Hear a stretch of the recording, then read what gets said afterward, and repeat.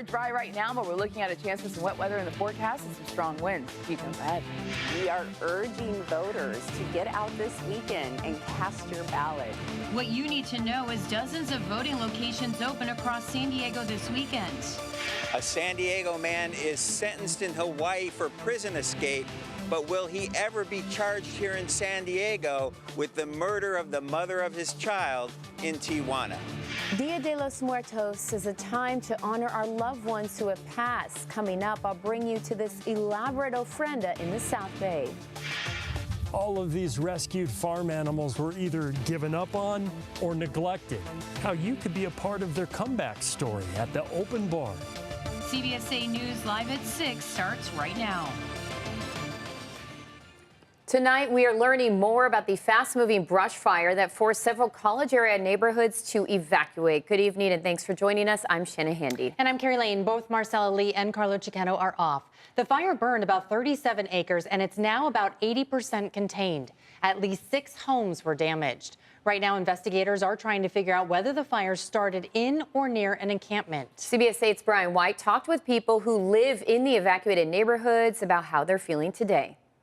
I'm here at the Colwood Meadows condo complex right off Montezuma Road. It backs up to the canyon here, and I'm going to show you just how close the flames got to homes here. I'm going to step out of the way, and as you can see, this juniper tree was scorched by the flames, as well as the hedges right in front of this condo. But swift work by firefighters saved the day.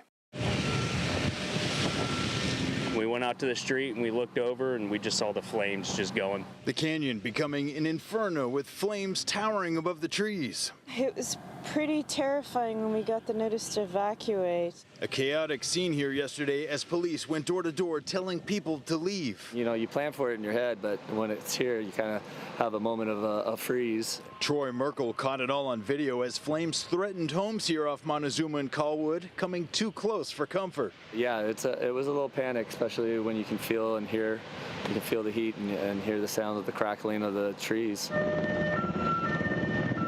Troy says water drops like this one and crucial work from firefighters on the ground saved their homes here. According to officials, altogether 6 homes were damaged in the 40-acre fire. So what caused it? Have you heard anything about the cause of the fire? No, but I have my suspicions. There is a homeless encampment over there, and I imagine that's what started it. I asked Monica Munoz with San Diego Fire Rescue what started it. Here's what she said. At this point, we don't know what caused the fire, but we do know that it started in or very near a homeless encampment. Sometimes in cases like this, you'll see that the evidence is burned beyond the ability to determine what caused the fire, but there are occasions where we ultimately can determine that. And so we'll find out, in the next few days. She says it broke out near Fairmount and Montezuma Road, where there's a bunch of trees and a lot of brush. Veronica Rausch, who lives nearby, says people do live in the canyon, and she does worry about the fire risk from that. I was wondering, it's getting colder. Is someone lighting a fire? Is there propane? It'll be interesting to see when they get to the bottom of it what the actual cause was. In the college area, Brian White, CBS 8. Yesterday's fire did put up a lot of smoke, as you saw there. We've learned that exposure to wildfire smoke, even for just one day, can have lasting health effects. CBS 8's Jenny Day will have more on the harmful health effects and how you can protect yourself coming up in our next half hour. All right, so we have some cooler temperatures that are expected this weekend, along with a chance for some spotty showers. Yeah, Chief Meteorologist Carlene Chavis joins us now with more on how it will impact your weekend plans. I hope not too much, Carlene. Now, it depends on what time you're going to be out. So we're not talking about heavy rainfall, and we're also talking about it being at night and then while we're sleeping. So when we take a look at conditions, well, if you have any plans over the weekend, just keep in mind temperatures are going to be on the cool side. Also, another slip in temperatures as we have this low pressure system moving in. So some spotty showers in the forecast, also some gusty winds picking up strongest across the mountains and the desert, where we do have a wind advisory that has been issued by the National Weather Service. And as mentioned, reinforcing that cool air in our forecast. So when we look at the next 48 hours, our chances start to go up once we get past 6 p.m. and lasting all the way until about midnight. And we're talking about some spotty shower activity. So it is going to be with some light precipitation, a few hundredths of an inch to about a tenth of an inch for most of the county. Also talking about a quarter of an inch being possible. That would be across the mountains. So that's enough to get roads slick out there, and also enough to keep your car dirty if you're like me and you couldn't wash it after the last low. We'll go ahead and take a look at your complete forecast coming up. Shannon. Thanks, Carlene.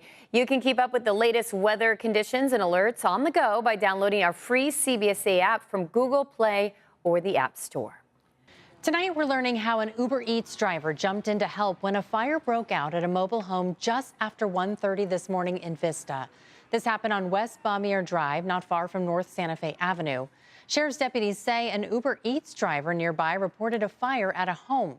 They found that driver trying to pull people out of the burning house through a window. Two deputies started helping, with one jumping in through the window to save a woman inside. That woman and the driver are being treated for burns. We do not know their conditions at this hour. We will follow up as soon as we get that information. A cat was also rescued. The cause of that fire is under investigation.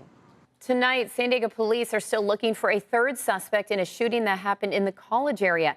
It happened around 4:40 yesterday. One man was shot. We still don't know the extent of his injuries. Less than 2 hours later, police announced 2 suspects have been arrested. Police gave the all clear on campus around 8 o'clock last night.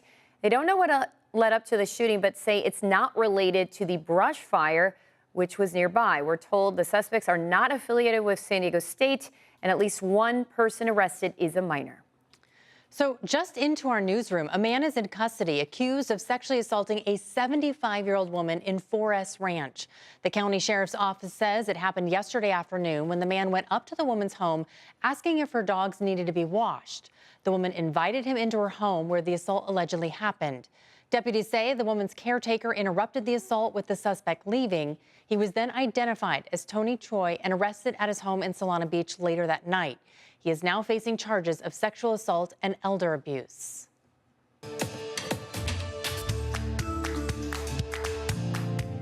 A fugitive described as a master of disguise has been sentenced in Honolulu court to 5 years in prison. Tyler Adams escaped in 2019 from a Hawaii work furlough program. As CBS 8's David Goverson reports, Adams remains a suspect in the 2022 murder in Tijuana of a San Diego mother. If I had to do it all over again, I would have taken a different path. Tyler Adams apologized in Honolulu court Thursday for escaping in 2019 from a work furlough facility in Hawaii where he was serving a 10-year prison term for bank fraud. I now find myself in a state of remorseful despair, realizing how far one can stray from oneself when all you do is try to survive. And I'm so sorry. The judge then sentenced Adams to 5 years in prison on top of his remaining bank fraud sentence. The defendant left the jurisdiction. He not only left the jurisdiction, but he reoffended. He got subsequent convictions in Texas and California.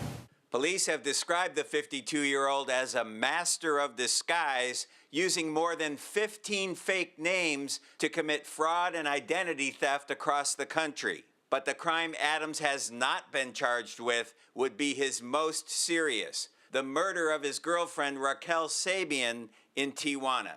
He's on video in Mexico. I saw it myself, parking my daughter's car with the body in it. The victim's father, David Sabian, lives in Orange County. His daughter's decomposing body was found in her car near the beach in Tijuana in May of 2022. She lived with Adams in University Heights and in Tijuana with their newborn daughter. My message to Tyler Adams is, see what does this say here? Inmate. You're going to be an inmate and you're going to stay in state prison. And hopefully later on, federal prison. Following Raquel's murder, police in Mexico issued an Amber Alert for the couple's baby. Say hi, Valentina. She was found 2 weeks later with a babysitter in Rosarito and delivered across the border into protective custody. She's doing really well. She dances, she's has a lot of energy, and she's just wonderful. It's a good thing that she's not going to be traumatized by this because she won't remember. She was too young. Adams' defense attorney, Miles Briner, says his client is expecting to face murder charges in San Diego. In fact, he wants to go to California. He had me reach out to the U.S. Attorney's Office asking that they extradite him to California so he could address whatever issues are waiting for him there. Briner says Adams probably won't be eligible for release from Hawaii prison until at least 2030. Based on my conversation with the two U.S. attorneys from the San Diego U.S. Attorney's Office, they're on board and are proceeding on the assumption that they eventually will be prosecuting him for a murder. And as you well know, there is no statute of limitations on murder. David Gottfredson, CBS 8. Now, we did reach out to the U.S. Attorney's Office in San Diego. A spokesperson declined to comment on the timing of the extradition of Tyler Adams. San Diego property owners have until the end of today to pay the first installment of their property taxes. The best way to do it is to go to the Treasurer Tax Collector's website at sdttc.com. You can pay online for free. Now, the first installment will become delinquent after December 10th. The second installment is due on February 1st. Right now, we are just 4 days away from Election Day. I'm so ready to be on the other side of this. Yes, a lot of election coverage. Tomorrow, more than 200 voting centers will open around San Diego County. They will be open every single day from 8 a.m. to 5 p.m. On Election Day Tuesday, they will be open from 7 to 8 p.m. Election officials say there will also be 6 so-called super centers voting can also go to. Locations will have up to 50 voting booths, additional check-in stations, as well as more poll workers. People who want to vote in person are encouraged to do so this weekend, as long lines are expected on Election Day. All eligible San Diego voters were mailed a ballot, which can be mailed back or dropped off at any vote center or an official drop box. We have a link to all voting locations across the county. Just go to cbs8.com. A traffic alert if you are heading toward Kearny Mesa this weekend. All eastbound lanes of the 52 between the 805 and Convoy Street will be closed for road work. Lanes will close tonight at 9 and are not expected to reopen until Monday morning at 5. Drivers will be diverted south onto the 805. Just head down to eastbound 8, then up northbound 15 to get around that closure. You will also have the option to take the 805 to the 163 south, getting off at Genesee Avenue and then getting back onto the 163 north. Did you get all that? It's a lot. I was trying to picture it in my head, but just stay away from that area. Exactly. Maybe just do that. How San Diego Unified is marking the start of Native American Heritage Month. That's still ahead. Plus, as Dia de los Muertos celebrations begin, we show you one family's elaborate ofrenda, honoring their late loved ones. And we'll tell you what you should do with those leftover pumpkins and Halloween candy wrappers. That's coming up.